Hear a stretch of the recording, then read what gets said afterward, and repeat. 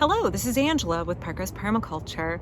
Welcome back for part two. Part one of this video is right here, where I talk about what it's like to have your permaculture meme that someone else crafts about your garden go viral, and what lessons we can learn about it and how we can think about the permaculture ethic of people care in those instances. So I'm losing the daylight a little bit here. It's been a roastingly hot day in Portland, Oregon, and I am trying to sit out in my garden and enjoy the evening and then wrap up my late evening chores now while the weather is cooling off. I think it's only like 90 out right now instead of 104. So I saved a bunch of chores for this evening, but I'm gonna try and crank out this video really quickly and get everything done before the light is gone. You can see the sun is filtering in through the hazelnut here and also through the rose that's right across the way and coming in this way. It's just like the most lovely light. I think one of the most beautiful things is when you have a beautiful green leaf backlit by the setting sun, and you can see all of the veins in the leaf, and it just looks so beautiful. All of that chlorophyll is illuminated by the sunshine, and I think it's just a really lovely thing. So anyway, I digress. Let's get on to the subject of this video, which is when this meme that somebody else created about my garden went viral, I got hundreds and hundreds of comments where folks had a definitive, confident assertion that they knew what problems my garden had. They knew what was going on with my garden and why it must not work or it must not be real. So I would like to talk about those things, break them down a little bit here, and answer them really, really honestly in the next few minutes. I had to adjust a little because the setting sun was directly in my eyeballs. The first criticism I got, or like this doesn't work, was one that was repeated hundreds of times. And in a couple different iterations. It was either your HOA won't allow that and you're gonna get slapped with big fines, or city ordinances won't allow this kind of garden. They will come and mow it all down and then send you a bill. Those are two unfortunate realities for a lot of people. They're not true for me, and they are ones that we need to change. So I've spoken a lot on this channel about how I think HOAs are classist nonsense. That's my favorite way to phrase them. They are a detrimental system. Perhaps there were good intentions initially, but many HOAs in America have run amok and tell you what color you can paint your house, how high your grass can be mowed, and you'd better have grass, what you can plant in your front yard, what you can plant in your backyard, what people can see over your fence. There's a tremendous amount of power that HOAs have over homes. And what they are meant to do is to preserve and increase home value, not improve and increase resilience. And so as long as we tie home value to very bizarre and artificial notions of what makes a valuable property, instead of increasing food security and resilience and overall reducing ecological impact, HOAs are going to be a barrier to sustainability, and they need to go. I could pontificate forever about what I think about HOAs. We have never lived in an HOA community. When we would look to buy our house, I refused to look anywhere that had an HOA. I know that it's a lot more difficult for folks in other places in the country, particularly in the Southeast. It's very difficult to find a community that doesn't have an HOA or a covenant. The second point was about city ordinances. I'm very lucky that I live in Portland, Oregon, where there's a lot of freedom to do what you want with your yard. There's a lot of bizarre rules and regulations. For example, I would love to have a gray water system. I cannot afford the very expensive permitting process for one in Portland. But the city is very supportive of folks who want to garden in an alternative way. Folks who want to do front yard gardens, folks who want to grow food on their property. Vector control in our county really wants folks to have chickens and poultry. And so I found we have a poultry permit for 12 birds. It was very easy to get that permit. Lovely process. They want to encourage people to have bees. I have a permit for beehives. I think now in Portland, you don't have to have a permit anymore, but the time I got mine, you had to have them. There's a lot of ways that the city wants to support and empower growing your own food and creating a vibrant urban habitat that is resilient and beautiful and lush and diverse. So for me, I've not had any problem with the city. In fact, the city kind of discourages you from having a grass lawn. I would say there is a strong tip toward a cultural norm of having a permaculture garden or having a xeriscaped garden, having a natives garden, instead of having a traditional lawn. more folks than not utilize every inch of their garden space, especially in the city, for things other than growing grass. And I really love that that is normalized. Folks keep their chickens in their front yard in a coop, in a little run. Folks grow veggies in their front yard. Folks have a raspberry patch right along the sidewalk so the neighborhood kids can pick it while they walk by. Folks have little free libraries. Yes, I live on the West Coast, and I know that folks in other states may want to mock or ridicule the fact that we are a little bit hippy-dippy out here in some ways, but in many ways, those things that are different than the cultural norm in other parts of the country are a movement toward resilience.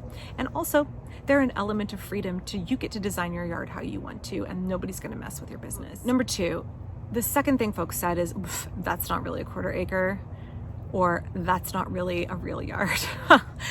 So it was funny for me to weigh in on those threads. Like a friend would alert me like, hey, Angela, I noticed that your meme has been shared again in this group, or it's been shared on this page again. Sadly, not giving me credit.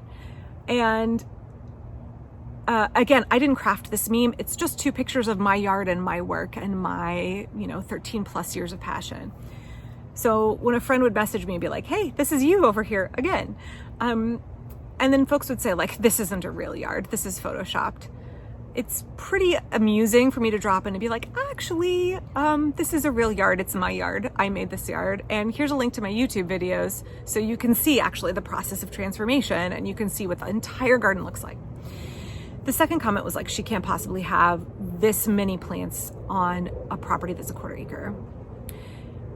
Folks saying like, this can't be a quarter acre. Well, of course not, sillies. It's a photo of my front yard. It's not a photo of my entire garden. I have 2 side yard gardens and the backyard is much larger than the front yard.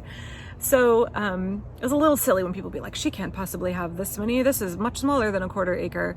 Well, that's because it's only my front yard. I do have this many trees. So when folks say, no, you can't do that. In fact, I got some bizarre commenter who was like, well, my mama has a 32-foot tall pecan tree and she has a yard the same size as yours and she can't grow that many trees. So you can't grow that many trees. Well, I don't have a 32-foot tall pecan tree in my yard. In fact, I picked a sunny yard on purpose with no large mature trees so that I could do this garden.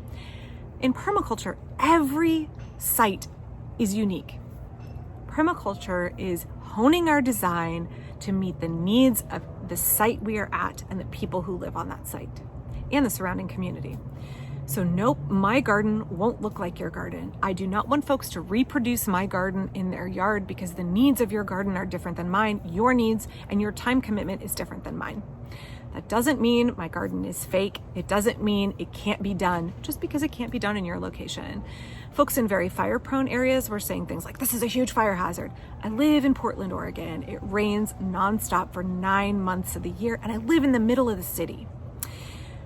The risk of fire here is quite low. Now you go outside Portland a little bit and it goes way up, and I would design differently, and I wouldn't put trees quite so close to the house, and I would design with a fire break. I would design differently because my needs would be different in a different location. That doesn't mean that my garden is fake. It doesn't mean that it doesn't work. It doesn't mean that it's not a quarter acre. It doesn't mean that I don't have as many trees as I say I do or as many berry bushes as I say I do. It just means my site is different than your site and your design will look different. That doesn't mean it's less resilient, and that doesn't mean it's not permaculture. It means it is both of those things because you're meeting the needs of your site and you're working within the framework of your existing location. So the next one was the second most frequent comment that I saw among thousands of comments. And it was, her yard is going to be ripe for the picking for thieves. Her home is going to get broken into. It was either people are going to steal all of the food out of your yard, or everybody's going to break into your yard because the street view is blocked by plants. There's no clear view from the street to the house. I would like to break that down. I asked folks where they got that idea.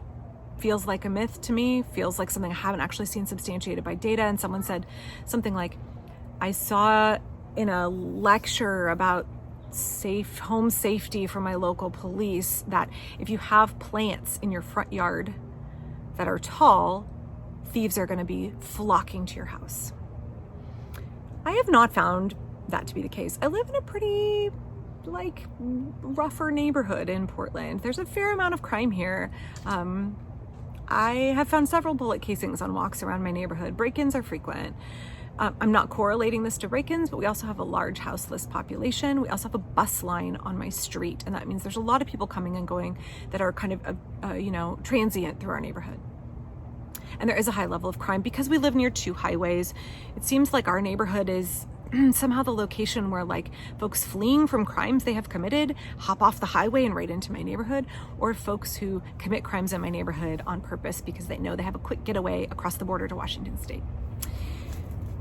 So there are a lot of thefts in my neighborhood. That has never been an issue for me. In fact, I personally think, again, I have no data to back this up, other than my house has never been broken into and I've never had anybody, no prowlers on my property, even when lots of folks in my neighborhood group say like, some sketchy person was in my backyard, some sketchy person was wandering around in my front yard. I've never had that problem. And I think it's because my garden is so big and imposing. One, I don't know if they can find the paths up to the front door. But two, you have to crunch through all the vegetation. You are loud, you are obvious when you are coming up to my front door. I have fencing and gates to my backyard. I have two larger dogs that are very barky, including my boy dog, who is quite a good guard dog. And I have not found there to be any increased risk. I have found a benefit. Like I said, I'm on a bus line. There's a lot of traffic. It's loud here. I found a benefit of the garden buffers my home from street noise. So instead of feeling like having my view to the street be blocked is a bad thing, it's actually been a really big benefit. The house is much quieter than it was 10 years ago. There's so much of that street noise that just gets absorbed by the plants and never makes it up to the house. The second criticism in that twofold was that people just steal everything out of my garden. And I've seen this perpetuated like so many times in so many gardening groups when people talk about front yard gardens. I've never had anything stolen out of my yard. I've had folks come up to the front door, knock and ask. I've had folks find me in my garden and ask, can I have some of your plums? Can I pick some of your grapes off your front yard grape arbor? Can I cut some of your lilacs? Sure, that's fine. I grow extra on purpose to share with other people. Part of the reason that we created an honesty farm stand is so that folks wouldn't have to find me, or like, can you imagine being in the position? I mean, I can imagine it because I've been, living below the poverty line, and I've gone up to people and been like, hi, I see your plum tree in your front yard, and like, it's just dropping plums all over the sidewalk. Can I collect a basket so that I can take them home and eat them? It takes a lot of courage, and it can feel really embarrassing to go up and knock on somebody's front door and be like, you seem like you have more, like persimmons than you know what to do with. Could I take some? So part of the reason that we created an honesty farm stand is so folks could help themselves. You can pay what you can afford, what you feel is equitable. If you can't afford, then just take what you need. That's worked out really well for us. So no, people don't come and steal everything out of my front yard. It's not been an issue for me at all. And I have trust in my community that if somebody came and took a bunch of fruit out of my front yard, they had need of it. And I have all of the backyard producing tons and tons of food. So, okay, so the next criticism that I got, and I want to say like these criticisms were really confident. It wasn't like, hey, Angela, can I ask you? Or if they didn't know my name, they didn't know who the person's yard was that was shared, because again, my information is not getting shared with it and I didn't make the meme. People would ask like, I wonder if she has a problem with XYZ. I wonder what that means for her issues with, 1, 2, 3. Nope, none of these are framed that way. They're all framed like, I know she's got this problem, or that garden is definitely dealing with this, or that can't be true. Which is weird. Like, it's a weird kind of like declarative statements when you've seen one picture of a small part of my garden and you haven't bothered to like research it or look up anything about what I do here and what that process has been like. You can hear Mr. Squirrely is up in the hazel tree jumping around. So weird take that, these are really declarative statements instead of inquiries, which again, I think would speak to my earlier video about like, what's our discourse like online? How do we treat people with people care? How do we have a good faith engagement and a way of communicating that is healthy and not combative? So the next concern that folks raised, and this will probably be my final one so that this video doesn't get too long, although there were many others that were all incorrect, is she's got to have problems with, and then like a long list of wildlife that I have problems with. She's definitely got mosquitoes. That's a mosquito trap. She's got mosquitoes everywhere. Breeding ground for mosquitoes, those kinds of comments. Nope, Nope, this isn't. Not at all. I have no standing water in my garden. Any mosquitoes that are here in my garden come in from other parts of the neighborhood where there is standing water. Nowhere here for mosquitoes to breed. I'm incredibly diligent about that. I realize that mosquitoes are excellent prey for all kinds of creatures, but I don't give them any place to reproduce in my garden. So no, this is not a haven for mosquito breeding. The next one was, she must have lots and lots of snakes. Looks like a snake den. I wish I had snakes, y'all. I cannot get a population of snakes established in my yard, no matter how hard I try. People bring me garter snakes they find out of their yard, and do you know what happens? My flippin' chickens eat them. I would love to get a breeding colony of garter snakes on my property. Garter snakes are incredibly efficient at eating slugs. They gobble up slugs. In my part of the Pacific Northwest, there are no venomous snakes. I don't have to worry about that. I know that's different for other folks in other areas. When I went to high school in the Midwest, like we had black rat snakes. I wish I could have something like a black rat snake. I know folks are going to tell me they eat eggs. They also eat rodents. I wish that I had more predatory snakes. I wish I had more of a balance where I had more predators in my garden that could take care of some of my garden pests and bring my system completely into balance. But no, I have no snakes on my property. No snakes, despite my best efforts. Silly chickens. So, the next animal. She's got to have rodents everywhere. Don't tell me you don't have mice. Don't tell me it's not a haven for rats. I have no mice on my property. When we first bought the house and we had no garden, when we moved in, again, this is a 100-year-old house, there were a bajillion holes for rodents to get in. And the first winter we were here, we had mice in the house. And I very quickly learned that when you live in a 100-year-old house, you have to plug all of the holes. Everything the size of a nickel or larger, a mouse can get through. And so there were lots of gaps, and we had to go and fill all of those and get rid of the mice in the house. Again, I had almost no garden then. There was nothing going on. As the years have gone on, as I've gotten ducks and chickens, as I've increased the biodiversity, as I have a lot more predators in my yard, right on this fence back over here, there's a Cooper's hawk that loves to just sit and watch the sunny parts of my backyard and dive for prey. Now he's not getting mice because I don't really have any mice left. He does get juvenile rats. So that brings me to my next point. Oh, by the way, we've never had mice in the house again. One-time deal, done. Because there aren't any in my garden anymore. So again, I've never had any more mice in the house. I don't find them in the garden. I don't see them in the garden. Maybe there's one or two here or there. No mouse problem. Now, as for rats, I have a video on rats. Portland, Oregon has a horrific rat problem. It is not exclusive to my neighborhood, it's the entire city. When I used to come back from derby games late at night, I would drive home through the city and you could just watch the rats scurry across the roads late at night because there's not that much traffic. They're everywhere. Everywhere you go has rat traps out. The city does very little to control them. It's a huge problem. There is a vacant lot, not my next door neighbor, but kitty corner behind them. There's a large vacant lot that is a known breeding ground for rats, and they come into my yard. I told you I'd be honest about my struggles. They come into my yard and they try and get things out of my garden. We've also had issues with rats taking up residence under our woodshed. Any structure you have that doesn't have a concrete foundation poured, any kind of shed or anything, rats will try and get under there. It's an urban problem. It's not a permaculture problem. It's an urban problem. And the problem is, even if I eradicate all of the rats on my property, more will just come in because they're so overpopulated in the city and there are no predators to keep them in check. I did say I had a Cooper's hawk. I have watched it catch juvenile rats in the yard. My solutions for rats are claw traps. Never, ever, ever, ever poison. Claw traps. I use corn gluten bait sometimes. My eldest kid is a crack shot and she sits out in the evening with a BB gun and will take them out. Also, my chickens and my turkeys will catch and kill young rats if they find them in the chicken run. I'm very, very good about hygiene around my chicken coop, and all of the food I feed my birds is fed in small quantities they can eat very quickly. There's none left over. That's a turkey getting up into a tree. Turkey!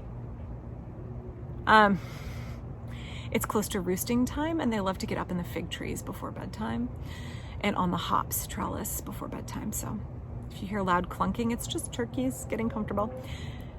So I'm very good about hygiene around the coop because I don't want to attract rodents that way. All of our chicken feed is stored in metal tubs that they can't chew through. But yep, that's a problem. It's not specific to my garden, not specific to permaculture. not specific to Portland and any large metropolitan area. I would love to have a dog that's a ratter. Not something that I can really do, having 2 other dogs and being allergic to shedding dogs. But it's something that I think about. I wish there was a service in Portland where you could rent a good ratter that could come and take care of things. That would be a sustainable permaculture solution. I try and minimize habitat for them. I try to minimize any food that's out. I try and be really diligent about harvests, and I don't want to contribute to that problem in Portland. I want to actually be part of the solution. The next criticism was like, oh my God, there was this guy. I'm just going to be like real honest. I usually am not. Don't usually call people out specifically, but there was a guy who claims he's a farmer in the Midwest, and he just was like determined to crap all over my post and say how ugly my garden was. He said it looked like he said it was messy, and that I'm playing at being a farmer, and that my garden can't possibly produce what I say it produces. He said it was overrun by mosquitoes. Already defended that. Snakes, already defended that. Mice, went through that. Rats, went through that. He said, don't tell me you don't have chipmunks and rabbits. No, I have no chipmunks in my garden. They aren't in this particular part of the Pacific Northwest. You have to go higher in elevation. I have squirrels. They compete with me for hazelnuts from this tree. They sometimes dig up my pea sprouts. They're not really that big of a problem, especially because I have dogs in the yard. I have no rabbits. There are rabbits in my neighborhood. I see them frequently out on my evening walk.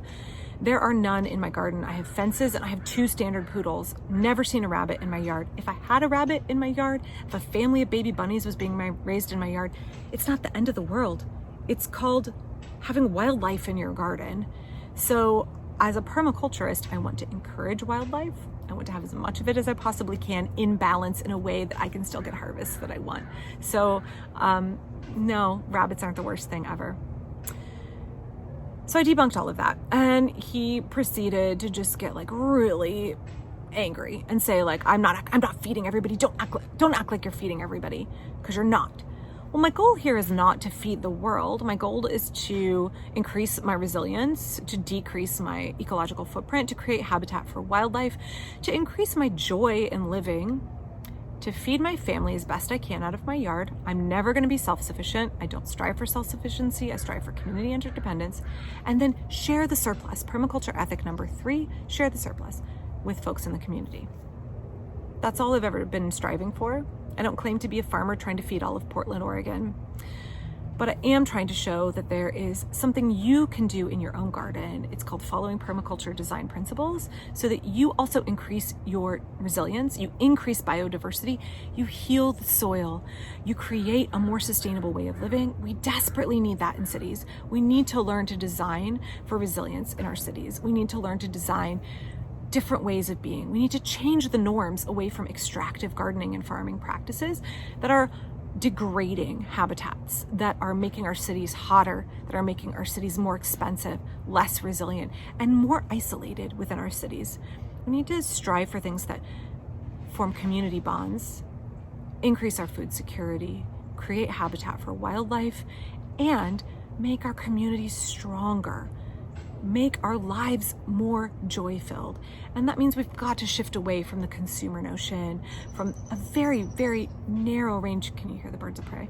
Very narrow range of what beauty is, and learn to embrace the real beauty of permaculture, of biodiversity, of having a garden that is lush and loose and relaxed and productive, where we aren't exerting this incredibly tight control, but we're letting Mother Nature have a say in what happens. And therefore, since she knows better than we do, she's helping us bring balance back to our garden so that we aren't combating pests and diseases at nearly the same level we were before, when we thought we were in control, but Mother Nature was one-upping us all along the way. If we let go of some of that control, we design very carefully, understanding our role in the garden, we can increase our resilience, our quality of life, and we can make better cities. That's all I was trying to do. I'm not trying to feed the world. So sorry, Jim. Sorry that you didn't like my post. Sorry it upset you. Sorry it really undercut you and made you feel insecure. But I hope that you can learn to do better. I'm really glad that you're farming and growing food for people. We need to have farmers. We need more farmers in this country. We need to support our farmers in this country, especially supporting our farmers in pursuing regenerative agriculture, funding projects for regenerative agriculture. So Yeah, I'm sorry that you didn't like what I had to say. Guess this lesson wasn't for you. Guess my words and my garden are not for you right now, but I'm hopeful they're encouraging to other folks. I'm hoping that other folks seeing the pictures of my garden, watching my videos on this channel, that y'all can be encouraged, that you can be emboldened to try permaculture, that you can help push for more resilience in your communities. You can help your communities learn to accept a different way of growing food, a different way of organizing your gardens and organizing your cities and organizing your lives, so that we are people who can withstand hardship. We are people who have a better quality of life. We are people who work toward abundance. I'm gonna go catch some turkeys and put them in their coop for the night. I hope you all are staying well and safe. Please check out my Patreon down below. The YouTube algorithm is very difficult to figure out, and out of nowhere, my revenue has plummeted tremendously this month, despite my viewership and my number of new subscribers going up and up. So if you could check out my Patreon or my PayPal, you can throw a couple of bucks at it, and that helps support the work of this channel. Thank you, and I hope you all will come back soon.